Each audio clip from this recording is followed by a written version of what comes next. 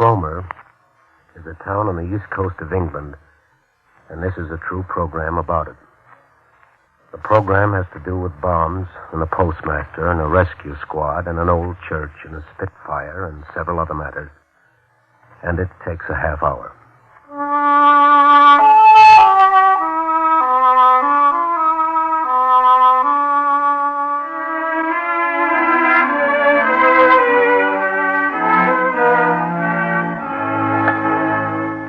The Columbia Broadcasting System presents An American in England, the first of 4 programs written and directed by Norman Corwin, an extension of the transatlantic series of the same title, originally short-waved by CBS from London. Tonight, Cromer.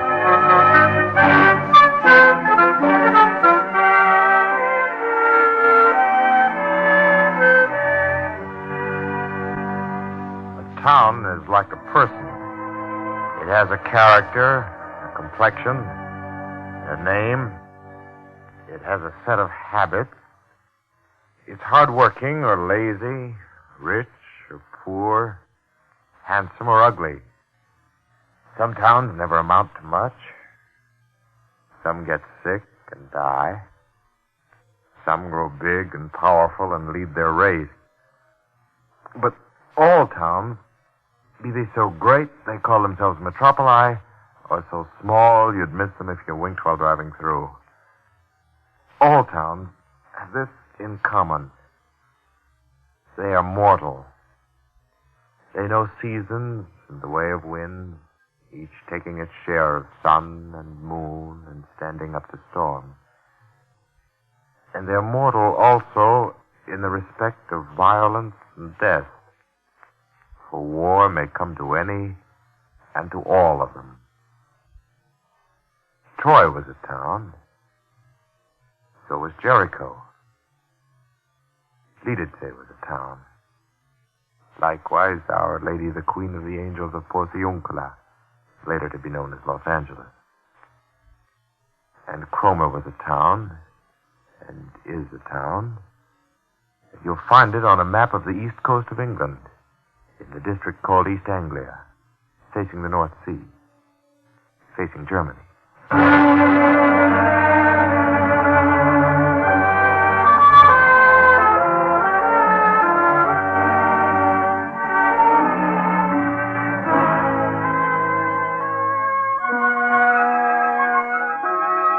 set out by train for Cromer one sunny September morning from a station in the east end of London. Incidentally, you spell it with a C, not a K. C-R-O-M-E-R, Cromer. The things you notice on a train ride in a front-line country are not much different from the things you notice on a train ride anywhere. Small talk overheard, the beard of the man sitting opposite, the pattern of the hole punched in your ticket by the conductor. Change at Cambridge for Cromer. Yes, I know, thank you. The little differences in railway manners, such as the etchings on the walls of the compartments, and the fact that when the steward comes through to announce lunch, he doesn't yell, "First call for lunch," but says, "Those requiring lunch will please go forward to the dining coach." A lot of unimportant little things stick in your mind. In the smoker, for example, I overheard 2 officers, a Canadian and an Englishman, talking very earnestly about the war. I thought. You know what they were saying? But what does Coca-Cola taste like? Cocoa? Well, no. It's sort of hard to describe. Does it taste like ginger? Oh, it's more like molasses. No, that's not right either. Or what's the other drink like? Pepsi-Cola? Yes. Well, I don't really know how to describe that either. Or does it have a peppermint taste to it? No, it's about the same. Almost, I think. Things like that, you notice. They make up a journey. Also, cities and towns, and fields freshly plowed, aircraft overhead. And, of course, you notice the weather, which changes every 15 minutes, like morning radio programs. When I got to Cromer, it was raining. I checked in at the police station, which is considered good form for visitors. Otherwise, you're liable to get pinched. May I see your passport? I handed the officer the original passport, which the State Department of the United States of America gave me as a farewell present when I left for England. And he fanned through it, studying all the visas and rubber stampings. Now, if I may see your national identity card. That's all I'll trouble you for. No trouble at all. Nothing like making sure, is there? If you lived 16 and a half minutes flying time from a Nazi airdrome, you'd want to make sure who was poking his nose into your business, too. Yes, these are all right. Where are you staying in Cromer? Oh, I've got a reservation at the Red Lion Hotel. I see. Thank you very much. I hope you have a pleasant stay. Thank you. Good day. Which it wasn't, believe me. It was a miserable day. I plodded through the murk to the hotel, hardly noticing the town and its bomb damage as I went. And when I reached the Red Lion, which was standing proud and wet on the east cliff of Cromer, I found that its name was not the Red Lion, but Ye Olde Red Lion. That was a disappointment, because somehow I never really expected to meet up with Ye Olde, spelling E, in England. I thought the only place you found that stuff was in the tea shoppies and fancy hamburger joints on the state highways of New Jersey. Well, anyway, after I registered, I went upstairs, hoping to kick my shoes off in a warm room overlooking the North Sea. The chief maid of the Red Lion preceded me. Here's your room, sir. Bathroom's down the hall. It wasn't a warm room, it was a cold room. It didn't overlook the North Sea, it overlooked a brick wall. Have you no rooms facing the sea? No, sir, we've closed all the front rooms. Closed them? Yes, sir, shut tight. What's the matter, ghosts? Oh, no, sir, on account of the blackout. How do you mean on account of the blackout? Well, you see, there's no way of checking from the waterfront to make sure there's no light coming from windows facing the sea. So we're not allowed to rent rooms facing the water. Mm-hmm. I hadn't thought of that. Yes, sir. So good day. You know how it is. You get in a place and right away you want to see what it looks like. I put on a raincoat and went out of the Red Lion into the gray day. The narrow streets were almost deserted. The buildings of the town seemed huddled together for warmth. The Hotel de Paris dripped sadly, as though grieving for the city whose name it bore. On High Street, a few shoppers went in and out of Rust department store. The pubs were closed until 4. I climbed Lighthouse Hill and sat on a rock looking down on Cromer and the sea. There it was, the unimportant town of Cromer, Norfolk County. That sleepy place with a mist on her. There was the church, the pier, the beach, the town, all in one tight little landscape. And I thought, as the gentle rain from heaven dripped down my neck, what could the Axis possibly want with a harmless little shore town on the North Sea? Obviously, the same things they've wanted and managed to get in certain shore towns strung out along the Baltic. The Mediterranean, the Black Sea, the China Sea. They want your money and your life, that's all. They just want to own you and your country. What they got in shore spots like Trondheim and Manila, they'd like to get in Cromer and points west. By this time, I was cold and wet enough to leave Lighthouse Hill, which I did, in search of a pub. The first one I came to had a sign over the door. Courage. Fully licensed. Name of an ale manufacturer who owns a chain of pubs. Maybe their ale gives you courage. I couldn't say. I happen to be drinking milder stuff. What's yours, please? Mild and bitter. Mild and bitter? Right. I leaned on the counter. Pretty soon a man came in. Middle-aged, looked like a businessman. He ordered ale, stood alongside for a bit, then, marking me as a stranger, started up a conversation. There's a very simple way to do that, and it's based on the universal taste for tobacco. I say, would you like a cigarette? Oh, thank you very much. He fell to talking, and it turned out he was a native of Cromer. He was proud of the town. And you should have seen this town in summer before the war. There wasn't a season went by we didn't handle 75,000 people here, including transients. That's so. Yes. Our 8 biggest hotels used to be jam-packed from June to September. The autumn rain kept beating down on the roof as he talked and made it hard to imagine Cromer ever having been a gay and busy and sunlit town. But he revived it and gave it life lighting up the dim pub with his account of concerts on the pier and the pavilion crowded with funmakers and the putting greens and the bowling lawns doing business late into the night. And excellent bathing here, too. You know, one of the best things about Cromer is the fact that there's no objection to sunbathing. Oh, provided it's done decently, of course. Any fishing and boating? Oh, yes. Good catches of whiting and flatfish. You see, we're not far from the Norfolk Broad. Who are they? Who? Oh, no. That's down the coast. What about the weather here? That threw him on the defensive. I didn't mean the question that way. We're actually in the driest part of England. Now, as a matter of fact, the late Empress of Austria used to come here for her health. You mean the late Empress of the late Austria? Oh, yes, rather. Fill them up again, gentlemen. Yes. Here, I've got this. Oh, no, please. No, this is mine. For another round, this went on. The story of Happy Cromer before the rise of the fascists. And then I asked him what the war had done to the town. And he told me 100 little stories of how life had changed here. How some of the men of Cromer had gone away to fight and had been killed, and some had stayed home and been killed. How the town's fishing and crabbing industry had been ruined, and 7 of its 8 hotels shut down.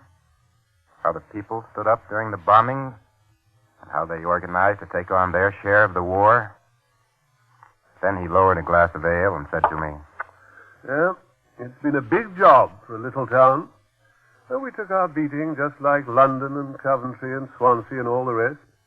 And I think we've done it pretty well, considering."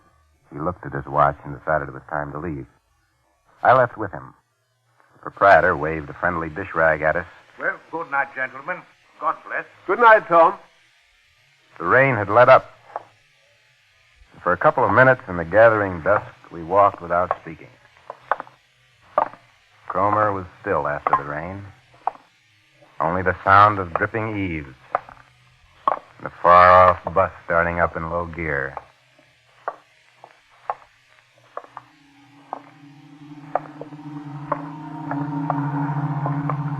What's that, a Wellington? No, that's a Beaufort fighter, long-range fighter. Not making any local stops, is he? Oh, very fast ship, fighter. Get many alerts here? Well, we've had our share. Sometimes the Jerrys come in low to avoid detection and drop bombs before we have a chance to sound an alert. That must make you feel nice and secure. Oh, don't worry. We do the same to them. I hope so. Incidentally, did you know that Cromer is the nearest place in the British Isles to Germany? Is that right? Mm-hmm. Well, my geography must be screwy. I always thought that Cromer... Hey, this place got a whack, didn't it? Yes. Whole family wiped out here last July.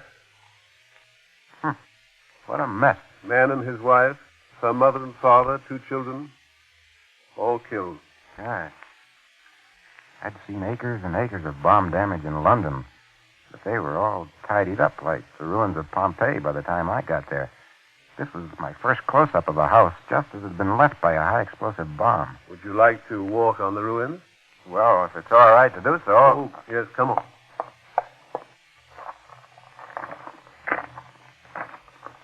It was a weird sensation walking over this debris in which a family had been murdered.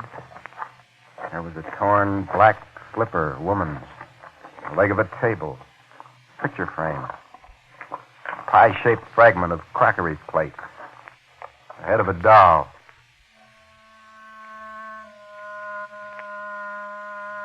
Granny and Gramp and Mom and Pop and the kids. Dead. Done in by the fascists. The war of the Luftwaffe against the scullery table and the chest of drawers and the clean sheets in the linen closet.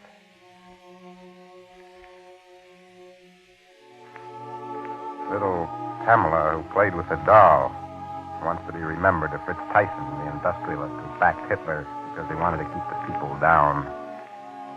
She says, "Good evening, Mr. Tyson. How are things in Switzerland?" Mom's big serving dish, which she bought at the fair in Norwich, was smashed in several pieces. Now Mom is wondering whether the magazine publisher who thinks a little fascism might be good for America would care to repair the dish. The kitchen clock and the china toilet bowl and the middle plank of the dining room table send their respects to Rudolph Hess and ask after his health. And Pop, being the head of the family, would like to write an inscription in that book written by Lord Londonderry, the one which admires Der Fuhrer. Mom and Pop and the old folks and the kids were sleeping on the premises when it happened. And they're sleeping not far from here right now. That's how to keep the people down, all right, Tyson. They're down all the way. Good and down. Won't hear from them again.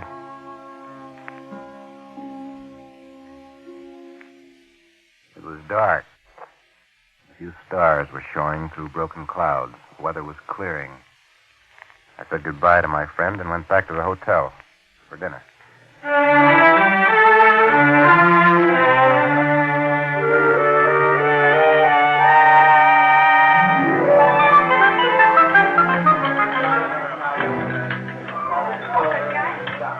The maid of the Red Lion, the same one who showed me to my room, also waited on table. Every time she served anything, she said, "Thank you." I was intrigued by the effect when she distributed rolls to a group of 6 men sitting at a table. Thank you. Thank you. Thank you. Thank you. Thank you. Thank you. She thanked her way through a 3-course meal, which left me still hungry. And afterward, I went down to the lounge and struck up a conversation with a pleasant, white-haired, white-mustached man who turned out to be chairman of the Urban District Council, a sort of board of selectmen. He was H.A. Mitchell, Justice of the Peace. I asked him about the town government, and he told me how it was set up. As for me, I'm a member of the Labor Party. Is this a labor town? Oh, no. Conservative. In fact, a Tory stronghold. Well, how is it you were elected? Nobody can figure that out. Maybe just because they liked you. Well, they didn't always like me. I remember the time when the Cromer crowd knocked me down and set my hat on fire. Why? Why'd they do that? They were so bitter about my representing Labor. Good heavens. But I've been elected twice since then, so you could say we're progressing, couldn't you? Sure could. After they'd burnt my hat, I used to bring it round every election and display it under a sign which said, Tory Arguments. Personally, I think the Tories have burnt all their hats behind them. Oh, well, I don't know. They've learned some manners. Why, there was a man tried 7 times to get on the council here, and he was defeated each time. Finally, he was invited to become a member. I asked Mitchell whether the town figured in any special war activity. Well, I was asked by the United Nations to have a little service on United Nations Day. And did you? Oh, yes. I could just see the United Nations asking the chairman of the Cromer Council to hold a service. There'd be a round-robin letter signed by the leaders of 30 nations. In the White House, in Washington, Steve Early would remind the president... Frank, don't forget to send a message to H.A. Mitchell about that service in Cromer. While in the Kremlin, Joe Stalin would sign a note. Вас приветствуем, товарищ Mitchell. And Churchill would ask his secretary... Get Mitchell on the phone and tell him there's a pile of petitions from our allies waiting here for him. And why not? Isn't Cromer on the side of the United Nations? Belonging to them? Its future tied up with theirs? Its men fallen for the same good reasons? All honor to Mitchell for saying it the way he did. Well, the gathering in the lounge broke up, and I went along to bed. As I undressed, I heard a plane coming over. I remembered that we were 16 and a half minutes flying time from a Nazi airdrome, and that sometimes the Hun dropped bombs before an alert could be sounded. But having been 3 months in England, this troubled me the way it must have worried H.A. Mitchell. I slept like a rock on the Norfolk coast.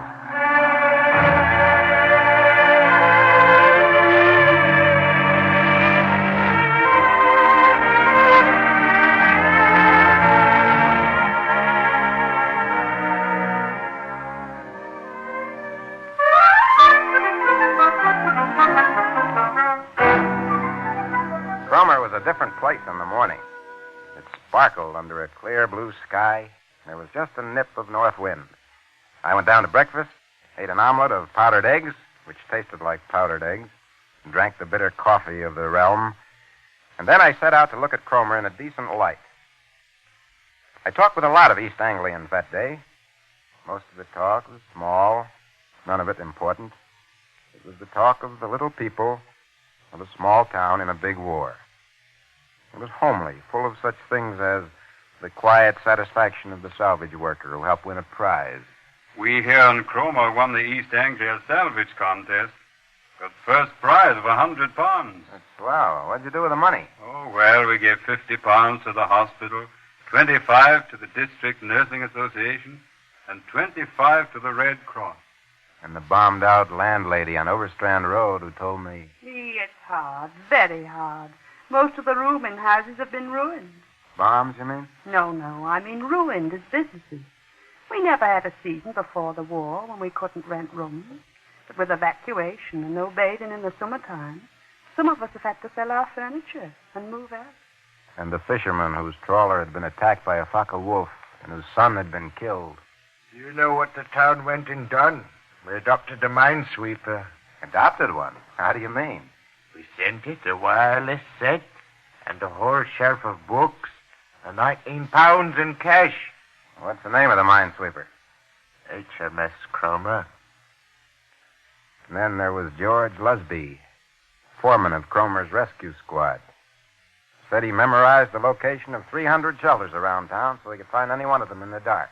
It's very difficult in the dark to distinguish between bodies and rubble because the bodies are so covered with dust. Well, don't you ever feel squeamish? I mean, blood and stuff. Oh, you don't mind it when you're working on an emergency. It's when you get quiet moments later that reaction might set in. Worst things are the disappointments. What do you mean? Well, it's most disappointing to dig and dig. Find the man you're digging for is dead. I went down to the post office.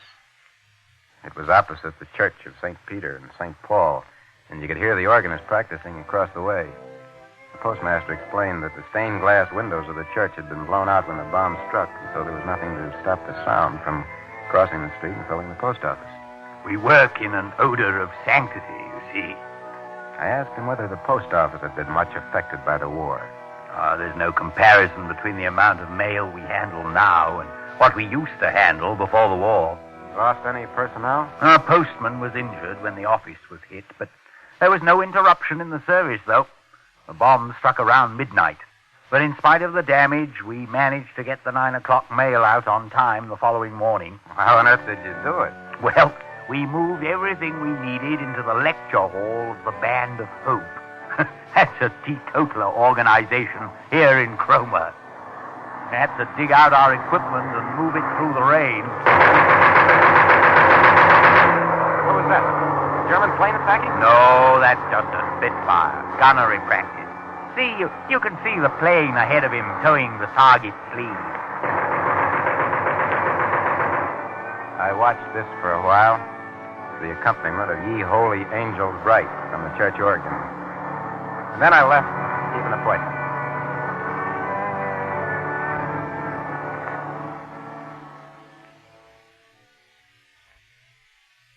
The last visit I made in Cromer was to the home of its most famous son, Henry C. Blogg. He'd been described to me as the all-time Superman of lifeboat service. Saved 626 lives, medals from George V and George VI. I went to see him where he lived in a small house down near the waterfront. He was in his 70s, but still husky. His handshake was firm, his eyes sharp. I asked him a foolish question, how it felt to be awarded so many medals. You have to pack up and go to London to get the medals. They don't let you escape. Where do you keep your medals, Mr. Blogg? I don't see them here anywhere. My old lady's got them. He looked around quickly to see whether his wife had heard that. London always seems a devil of a long way to go for a medal. I coaxed him into telling me some of his exploits. He told me about the night when 8 ships were wrecked off Cromer, about another time when he deliberately ran his lifeboat onto the deck of a wrecked freighter in the midst of a gale, because that was the only way he could rescue 16 men aboard. Once he mentioned lazy winds. I asked him what a lazy wind was. A lazy wind is a wind that's too lazy to go around you, so it goes through you. He showed me his medals reluctantly. 2 kings gave me these gold ones. Imagine. Life-saving is only a sideline with me. I make my living fishing and renting beach huts. Uh-huh. I don't believe lifeboat crews should get paid. Why? Wouldn't get as good results. He was very firm about that. I figured he should know. After all, any man who saved 626 lives has earned the right to refuse to accept money for it. So I said goodbye to Mr. Blogg and headed back to the Red Lion. Drifted into the lounge of the hotel, sat by the bay window looking out on the sea. There was a copy of the Norwich News on the table, with headlines of a raid elsewhere in East Anglia that morning. When the man I met at the pub came in. Hello. Hello. He sat down beside me and asked me a leading question. Well, you like what you've seen of Cromer? Yes, thank you very much. A good many things have changed here, you know. Is that so? Mm-hmm. But the changes are nothing compared to what we'll see when the war's over. You think so? Got to be changes. We've got to do better about getting along with other people. No reason all kinds of people can't be friends. That's right. We all of us had a lot of silly ideas before the war. Wouldn't you agree? Don't you think there'll be changes everywhere, right here? Here in Cromer? Certainly, why not? What's the matter with Cromer? Oh, nothing's the matter. All I can say is that if there aren't changes in Cromer after the war, I mean good things, better things for everybody, then we've just been wasting our time, that's all. If not, I say, Cromer's just wasting its time. At that point, his eye happened to fall on the Norwich News, and he picked it up and got lost on page 1. I returned to the big window. It was getting dark in the east. The European night, with all its menace and secret movement, was even now over the country of the enemy. About a half-mile offshore, some cargo ships rode at anchor. And my thoughts rode at anchor, too. I thought of the faces I had seen that day. The faces of our allies here in the little town of Cromer. I thought of what these people had said to me. Cromer won the East Anglia salvage contest. Oh, you don't mind working in an emergency. It's when you get quiet moments later that reaction might set in. 2 kings gave me those gold medals. Better things for everybody. If not, Cromer's just wasting its time. I drew a bead on the first star of the evening, which had just risen on the horizon. And I wondered, as I gazed at it, about the biggest salvage contest of all time, and who would win it.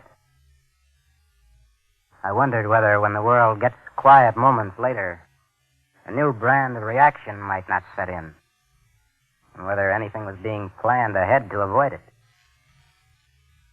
I wondered whether, maybe on some golden day, humanity itself might not rate a medal from the greatest of the kings. Sorry, I've got to do the blackout. Excuse me.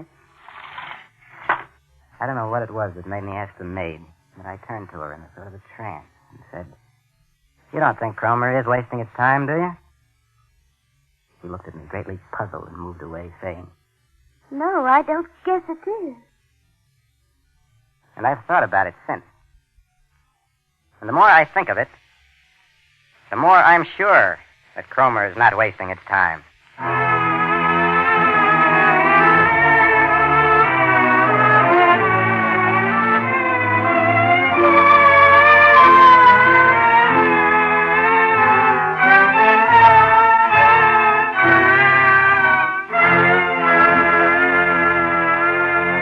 You have been listening to Cromer, written and directed by Norman Corwin as the first of a series of 4 special programs entitled An American in England, and presented by CBS as an extension of the international series of the same name, originally broadcast from London. Joseph Julian, the narrator of the London production, served in that capacity again tonight. The original musical score was composed and conducted by Lynn Murray. Next week, notes at random. This is the Columbia Broadcasting System.